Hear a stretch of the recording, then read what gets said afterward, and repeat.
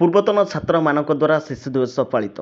Bolgarh block ଅଧୀନସ୍ଥ ଆରିକମା ସରକାରୀ ଉଚ୍ଚ ବିଦ୍ୟାଳୟ ପରିସରରେ ଶିଶୁ ଦିବସ ଉପଲକ୍ଷେ ଏବଂ ବିଦ୍ୟାଳୟର ସୁବର୍ଣ୍ଣ ଜୟନ୍ତୀ ଅବସରରେ ଏକ ସଭା ଆୟୋଜିତ ହୋଇଯାଇଛି।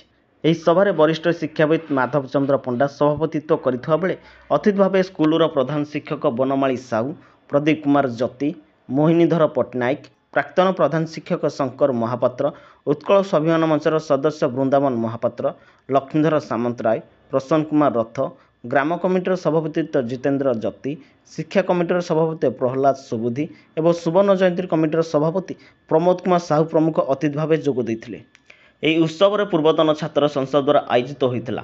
ଗ୍ରାମ ଉନ୍ନୟନ ସମିତି ଓ ଉତ୍କଳ ସ୍ୱାଭିମାନ ମଞ୍ଚ ପକ୍ଷରୁ ପ୍ରଦତ୍ତ ଉତ୍କଳମଣି ପଣ୍ଡିତ ଗୋପବନ୍ଧୁ ଦାସ, ଉତ୍କଳ ଗୌରବ ମଧୁସୂଦନ ଦାସ ଏବଂ ନେତାଜୀ ସୁଭାଷ ଚନ୍ଦ୍ର ବୋଷଙ୍କ ପ୍ରତିମୂର୍ତ୍ତିରେ ବିଦ୍ୟାଳୟ ପରିସରରେ ଅତିଥିମାନଙ୍କ ଦ୍ୱାରା ଅନାବରଣ କରାଯାଇଥିଲା।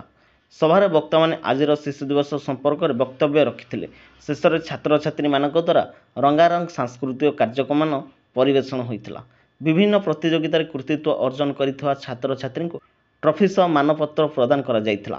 ଉକ୍ତ ସଭାକୁ ବିଦ୍ୟାଳୟର ସମସ୍ତ ଶିକ୍ଷକ ଶିକ୍ଷୟିତ୍ରୀ ଏବଂ ପ୍ରଫୁଲ୍ଲ କୁମାର ହୋତା କାର୍ଯ୍ୟକ୍ରମକୁ ପରିଚାଳନା କରିଥିବା ବେଳେ ଦିଲ୍ଲୀପ କୁମାର ଜତି ଧନ୍ୟବାଦ ଦେଇଥିଲେ। ବୋଲଗଡ଼ରୁ ଗଙ୍ଗାଧର ସାହୁଙ୍କ ରିପୋର୍ଟ, ଖବର ହବ୍ ଓଡ଼ିଶା।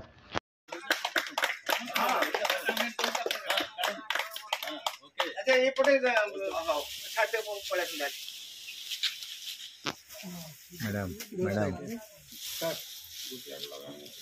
चंदन से जुड़ा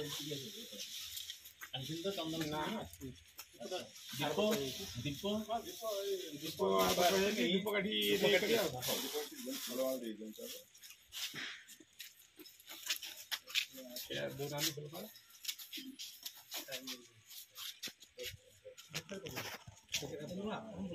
और सेमती दे दे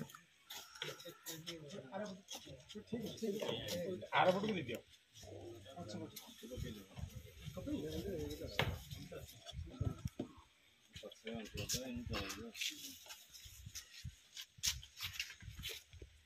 चंदन और सिंदूर दे दे मथारे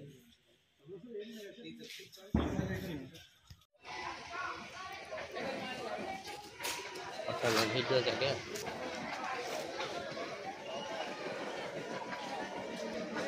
Bravo.